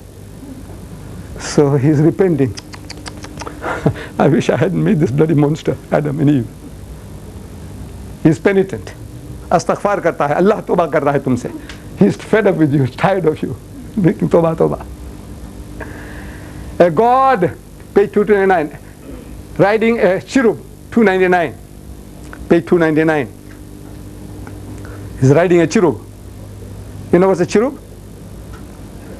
An angel. You go to the art gallery, Durban Museum Complex, you'll find a beautiful painting there of a beautiful woman with wings.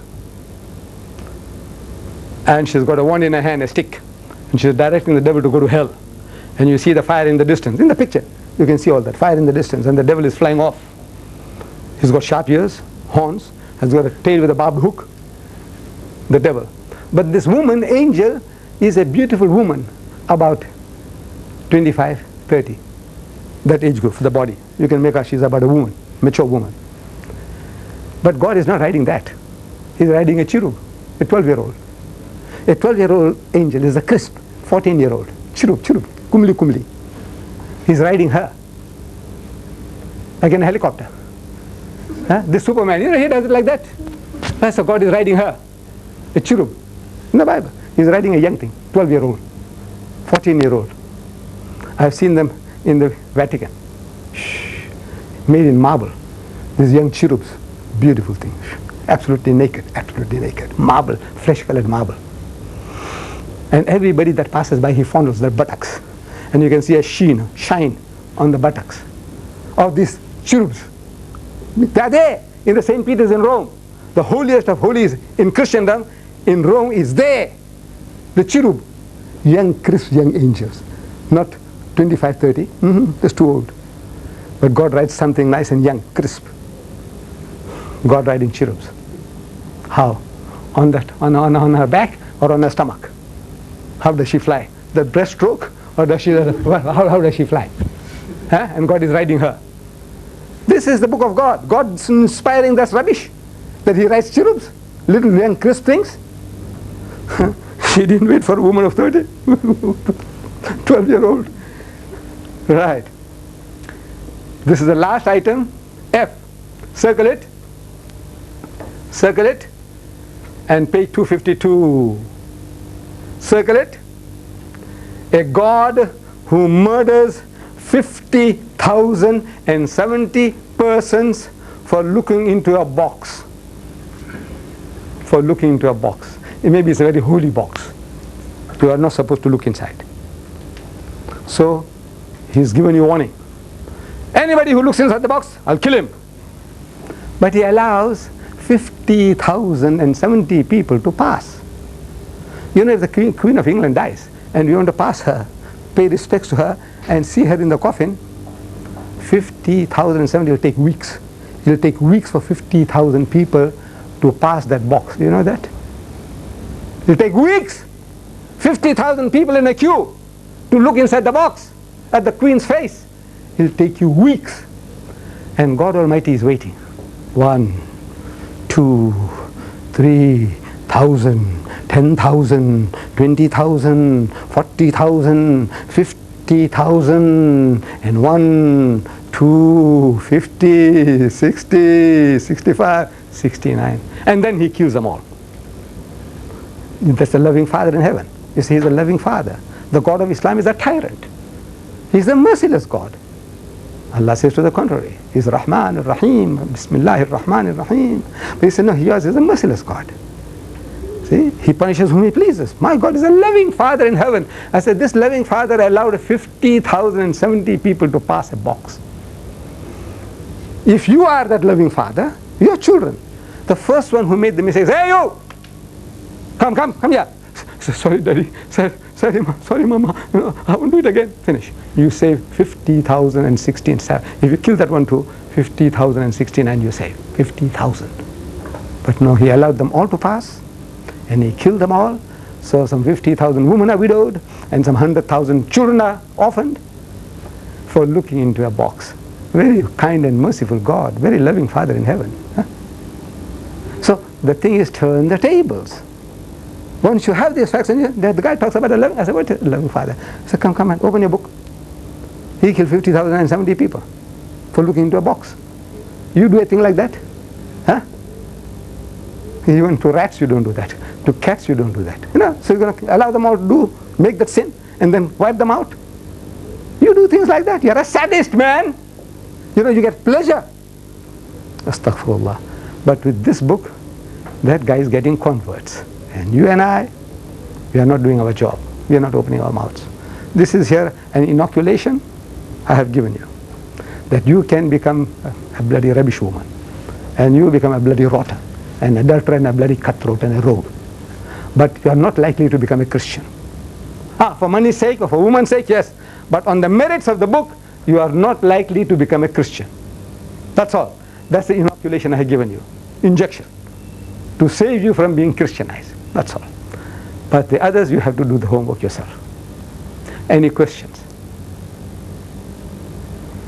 Any questions? Is this the book they carry around? This is the book.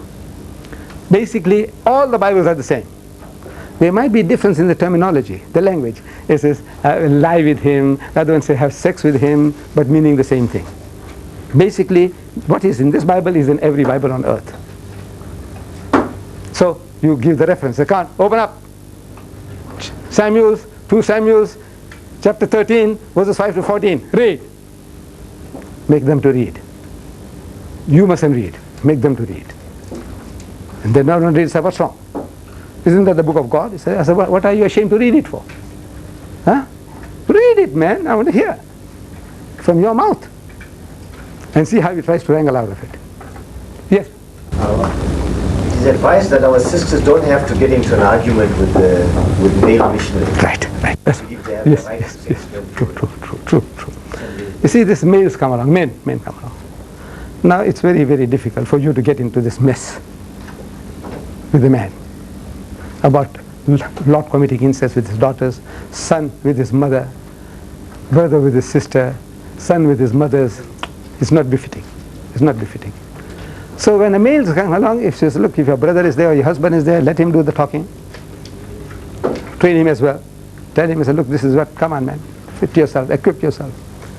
But the other guy comes along, and we haven't got somebody there, say, hey, look, you bring your mother along. You send your mother to me, send your sister to me or your wife. I want to talk to her. Go. I don't want to talk to you. See, Islam forbids me. They come in pairs. Right. So you get out. Tell that guy, say, you get out. I want to talk to your wife. I want to talk to her. I want to ask her. You go and sit outside. I want to talk to your wife. I want to know whether this is the book of God. Huh? You read this to your daughters. About the daughters having sex with the father. Wanting an honorable thing to do to have children from the father. What is the moral? You're going to tell this to your daughters. This book, the book on incest. If I were to write a textbook and present it to your daughter, will you be happy? Huh? From the book of God, the types and types of incest that you can commit. I want to present it to your daughter. Your 14-year-old, your 16-year-old daughter. What will you do? Guy says, I'll strangle you. I said, you have a right to do that. Why? It's pornography. In the book of God? So what? Come, open, see. Yes. Right. These tubes with the pens should be left behind. Yes. So if I may, on behalf of the people that are present here, I want to take this opportunity of thanking you for the manner in which you presented your argument and gave us this ammunition, this combat kit. May Allah Ta'ala guide you and give you long life to guide us along. Some other day, inshallah, we might have the opportunity of general discussion and talk we can have, but this has to be restricted to this, to arm you. Just one question. Yes. One of the students was confronted, one of the students in school, and the student was caught out. The student wanted to know why is it that non-Muslims are not allowed in the Kaaba, in Haram Sharif. And the student gave a reply that it's the Quranic law. But the student couldn't expound further and say, why this law was there. Maybe if you could enlighten us. Yes. You see, I always find shortcuts to answer. You start going into details. For example, you say, look, you people are unclean. You don't wash your backside. You are all bloody pig eaters. You are all adulterous. And all that is offensive. It may be true, but it's not called for. You see, Allah gives you opportunities, and He gave me the opportunity when I debated with Swaggart. Swaggart posed that question. He said, we allow you to come into America, why won't they allow us to go to Makkah and Medina? I want to appear on TV in Saudi Arabia. He wants to get there. So I told him, look, Makkah and Medina are not in my hands. I'm not ruling that country. But to get into Makkah and Medina is the easiest thing in the world. It's the most easiest country in the world to get into. It's amazing to hear that. We think it's the hardest country to get into. I said, you see, you say with your lips, La ilaha illallah Muhammadur Rasulullah, and visa is granted. That's all. Which means that there is no other object of worship but Allah, and Muhammad is His messenger. Then they won't ask you whether you come from Eskimo land or from Mars or Jupiter. You just say La ilaha, that you are a Muslim, that's all. I said, you just say La ilaha illallah Muhammadur Rasulullah, and visa is granted. Now just those words, that sentence, brought for my IPC $3,300,000 from one man alone. Just that statement. That statement, it's the easiest thing in the world, because they are always asking the Arabs, why don't they allow us into your country? You come along here, you enjoy our sisters, and some of you sodomize our boys, damn it all, and now you don't allow us to go to your holy place, we want to go there. What's the answer? The answer is you don't wash your backside. You like this, you like that, you're bloody pig eaters, so we won't bring the bloody pigs and come. And we don't carry shit wherever we go, we seem to be all right. And when you go out with my sister, damn it all, the shit doesn't come in your way. What the hell are you talking about? The students. They don't know how to answer. So, Deedat says, very easy, the easiest thing in the world, easiest country in the world to get into. Say with your mouth, man, La ilaha illallah Muhammad Rasulullah, so visa is granted. That man said, this is the man, this is our man. We must help him. So the one man gave me $3,300,000. Just that statement. So I find easy way. Easy way, instead of talking about all, it's in the Quran, what's in the Quran, what does the Quran say, and all that, what was the reason behind that revelation, and very easy. You want to go to Makkah, Medina? Very easy. Say with your mouth, any country you get into, you need the visa requirements. Every country has got its own requirements. I want to go to Zambia. So they send me a form. I want a lecture tour. They said, right, fill the form at the back, that I do not recognize the illegitimate Smith regime in southern Rhodesia. Smith had declared the UDI. Now I'm supposed to sign this affidavit, that I do not recognize the illegitimate, that bastard Smith regime in southern Rhodesia. I said, look, this is a battle between South and North. Why involve me? I said, look, you don't sign this, you don't come to Zambia. So I had to sign. Visa requirement. Every country has got its visa requirements. The requirements to go to Makkah, Medina, are you Muslim? That's all. Are you Muslim? So you say with your mouth, La ilaha illallah Muhammadur Rasulullah, visa is granted. So you kill all the arguments. No arguments. Musalman ban jao. We are Muslim and visa is granted. Wa akhir da'wana alhamdulillahi rabbil alamin.